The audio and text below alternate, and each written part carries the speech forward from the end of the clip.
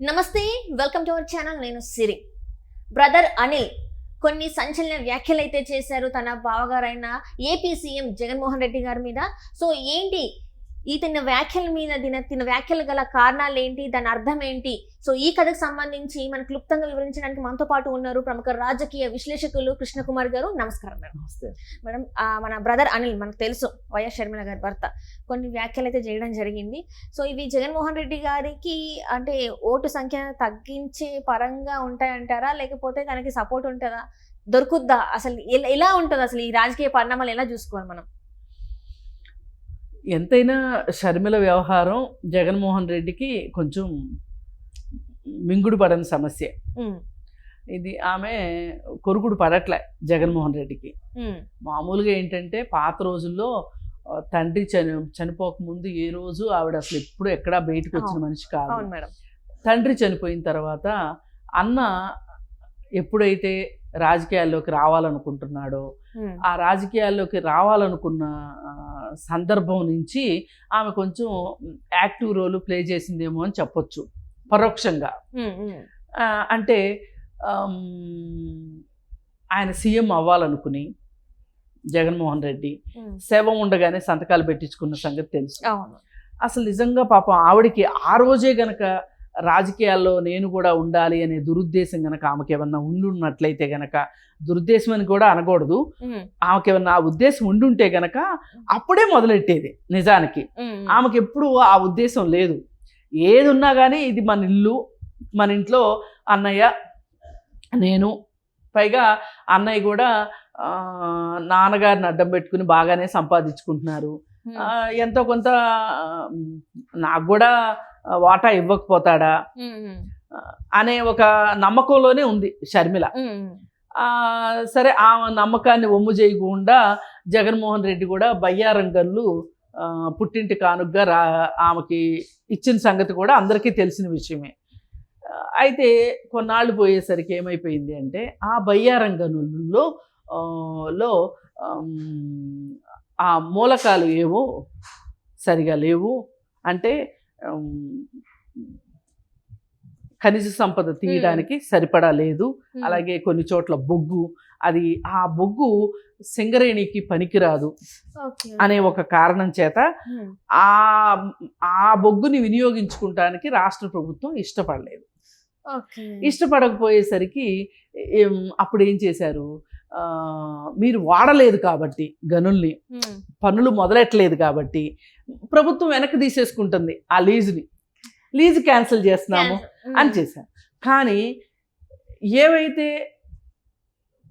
జగన్మోహన్ రెడ్డి దగ్గర ఉన్నాయో వాటి విషయంలో అయితే మటుకు ఆయన అన్నీ బాగానే వినియోగించుకున్నట్లుగా అందరికీ తెలిసిన విషయమే ఇది. అంటే ఇప్పుడు చాలా మంది పారిశ్రామికవేత్తల దగ్గర నుంచి వైట్ తీసుకోవటము, ఆ తీసుకున్న వైట్ని ఆయన సొంత కంపెనీల్లో వేయించుకోవటము, ఎక్కడో దాకెందుకు ఇందిరా టెలివిజన్స్, ఇప్పుడు సాక్షి పేపర్లో కూడా చాలా మంది పెట్టుబడులు పెట్టారు, వాళ్ళందరూ ఇచ్చారు, షేర్లు కొన్నారు, డబ్బులు చాలా ఎక్కువ రేటు పెట్టి షేర్ కొన్నారు, దానికి ప్రతిఫలంగా ఆయనకి వైట్ ఇచ్చారు జగన్మోహన్ రెడ్డికి. సరే, ఇవన్నీ ఉన్నాయే. ఏ రకంగా చూసినా కానీ నాకు న్యాయం జరగలేదు అనే విషయం షర్మిలకి అర్థం కావటానికి కొంతకాలం పట్టింది. కానీ ఈ మధ్యకాలంలో మరి అన్నకు బాగా సహకరించింది. అన్న జైలుకి వెళ్ళినప్పుడు ఆవిడ పాదయాత్రలు చేయడం, చాలా వరకు సభలు పెట్టడం, మాట చేయడం. అంతకుముందు ఆయన అరెస్ట్ చేసినప్పుడు కూడా అన్నకు అండగా గవర్నర్ దగ్గరికి వెళ్ళి ఫిర్యాదు చేయడం, ఇంట్లో ముగ్గురు ఆడవాళ్ళు, తల్లి, వదిన, చెల్లి, ముగ్గురు బయటకు వచ్చి ఆ కేసు విషయంగా మాట్లాడటము, అంతా ఆమె ఇవ్వవలసిన సహాయ సహకారాలన్నీ పుట్టింటికి ఇచ్చింది ఆమె.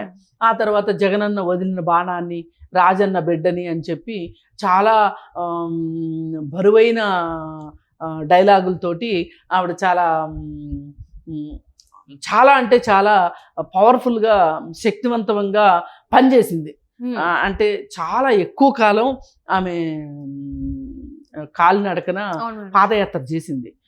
మరి ఇంత చేసిన తర్వాత అన్ని అన్న కోసం చేసిందా, లేకపోతే అన్న వెనకనున్న ఆస్తి కోసం చేసిందా, ఏది ఏమైనా ఆ కుటుంబానికి ఆవిడ చేసింది. ఆవిడ అంత చేస్తున్నప్పుడు కూడా ఎప్పుడు అనిల్ కూడా పెద్దగా వ్యతిరేకించినట్లుగా లేడు, భార్యకి సహకరిస్తూనే వచ్చాడు. మరి ఒక ఫైన్ డే చాలా చాలా మీటింగులు, చాలా చాలా గొడవలు ఇవన్నీ జరిగిన తర్వాత మొండివాడు రాజు కన్నా బలవంతుడు అన్నట్లు జగన్ నేను అందరికన్నా బలవంతుడిని, నేను ఎవరి మాట వినను అని చెప్పి చెల్లెల్ని వదులుకుంటానికి అతను సిద్ధపడ్డాడు తప్పితే అతను ఎక్కడా చెల్లెలు అడిగిన దానికి చేయడానికి అన్న ఎక్కడా సిద్ధపడలే. మనం పాత రక్త సంబంధం సినిమా చూసినట్లు ఆ ఎన్టీఆర్ సావిత్రి సినిమా టైప్ లో లేదు ఇక్కడ. అంటే సినిమాల్లోనే జరిగితే నిజ జీవితంలో జరగవు అన్నట్లుగా నిదర్శనం చూపించారనమాట. ఇంకా ఈవిడ ఢిల్లీ వరకు వెళ్ళిందని తెలిసి వార్తలు ఉన్నాయి, కాంగ్రెస్ పార్టీ దగ్గరికి వెళ్ళిందని. కాంగ్రెస్ పార్టీ దగ్గరికి వెళ్తే వాళ్ళు మనం ఇప్పుడు ఏమి చేయగలిగిన పరిస్థితులు లేవమ్మా, నువ్వు ఒంటరిగా నువ్వు కూడా ఏమీ చేయలేవు, దీనికి ఒకటే మార్గం ఉంది, రాజకీయాన్ని రాజకీయంతోనే కొట్టాలి, అందుకని నువ్వు రాజకీయాల్లోకి రా, రాజకీయాల్లో వచ్చే బలమే వేరుంటుంది, ఆ బలంతో అతన్ని ఏమైనా చేయగలుగుతాం మనము అని చెప్పి చెప్తే ఆవిడ ఫస్ట్ రిహార్సల్స్ కోసం తెలంగాణలో పార్టీ పెట్టి తెలంగాణలో పోటీ చేయకోకుండా కరెక్ట్గా ఆంధ్ర ఎలక్షన్స్ దగ్గరకు వస్తున్నాయి అనుకున్న సందర్భంలో ఆంధ్రాకు వచ్చేసేసింది. ఆంధ్రాకు వచ్చేసేసి ఆంధ్రాలో సభలు పెట్టి మాట్లాడటం మొదలెట్టింది. ఈ మాట్లాడటం మొదలెట్టేసరికి జగన్మోహన్ రెడ్డి వాళ్ళు ఏం మొదలెట్టారు, Jaganmohan Reddy and co trolling చేసేవాళ్ళు కావచ్చు, వాళ్ళ పార్టీ మంత్లీ బేసిస్ మీద శాలరీలు తీసుకునే వాళ్ళు కావచ్చు, వాళ్ళ యూట్యూబ్ ఛానల్స్ కావచ్చు, అందరూ కలిసి మూకుమ్మడి దాడి చేయటం మొదలెట్టారు షర్మిల మీద. అమెరికాలో పంచ్ ప్రభాకర్ అనేవాడు, అలాగే శ్రీరెడ్డి కూడా వాళ్ళ పెయిడ్ ఆర్టిస్టే కదా, వీళ్ళందరూ కలిసి షర్మిల మీద ఎటువంటి నీచమైన దాడి చేయడం మొదలెట్టారంటే, ఎంత పురుషాధిక్యత చూపిస్తున్నారు అంటే, తండ్రి ఇంటి పేరు కూతురు పెట్టుకోవడానికి వీల్లేదు, పెళ్ళైన తర్వాత భర్త ఇంటి పేరే పెట్టుకోవాలి, కులంతో సహా ఇంటి పేరుతో సహా మొత్తం షర్మిలాకి మార్చేసేసి, అమెరికాలో ఉన్నాడు పంచ్ ప్రభాకరు, ఆమె ఇంటి పేరు ఏంటో ఎవరికి తెలియదు, అంటే అనిల్ ఇంటి పేరు ఎవరికి తెలియదు అసలు. అలాంటిది అనిల్ ఇంటి పేరు బయటికి తీసుకుని వచ్చి ఆయన రీసెర్చ్ చేసినంత ఇదిగా మురుసుపల్లి షర్మిల రెడ్డి తీసేసి శాస్త్రి అని నామకరణం చేసి ఈ నుంచి ఈ పేరుతోనే పిలవాలి, ఆమె వైఎస్ అని పెట్టుకోవడానికి వీల్లేదు అని ఒక వితండవాదం తీసుకొచ్చేసాడు. వితండవాదం తీసుకొచ్చేసేస్తే అప్పుడు మాలాంటి వాళ్ళందరికి ఏమనిపించింది, మరి ఇదే ఉద్దేశం ఆమె పాదయాత్ర చేసినప్పుడు కూడా ఉండాలి కదా, పాదయాత్ర చేసినప్పుడు కూడా ఉండాలి కదా, వైఎస్ షర్మిల నువ్వు పెట్టుకోవడానికి వీల్లేదమ్మా, నువ్వు మురుసుపల్లి షర్మిల శాస్త్రివి అని చెప్పి అనొచ్చు కదా. అలా అనుకోకుండా మళ్ళీ ఇంకొక వితండం ఏంటి అంటే, వైఎస్ రాజశేఖర రెడ్డి గారి చెల్లెలు ఒక ఆమె ఉంటారు, ఆమె విమలారెడ్డి. ఆవిడ ఒక రెడ్డినే పెళ్లి చేసుకుని ఉండొచ్చు, ఆమె రెడ్డి విమలారెడ్డి, ఆమె ఇంటి పేరు ఈ రోజుకి వైఎస్ అని ఉంది. ఎందుకు అంటే ఆమె వీళ్ళకి అనుకూలంగా మాట్లాడుతుంది కాబట్టి ఆమెకు వైఎస్ అని ఉండొచ్చు, కానీ షర్మిలకు మటుకు వైఎస్ అని ఉండకూడదు. ఇట్లా మాట్లాడి గేలి చేసి నానా గందరగోళం చేసి అసలు ఆమెని ఎంత కించపరచాలో అంత కించపరిచి చేస్తే ఆవిడ వాళ్ళ మీద కేసు కూడా పెట్టింది అనుకోండి సైబర్ క్రైమ్లో, అది వేరే విషయం.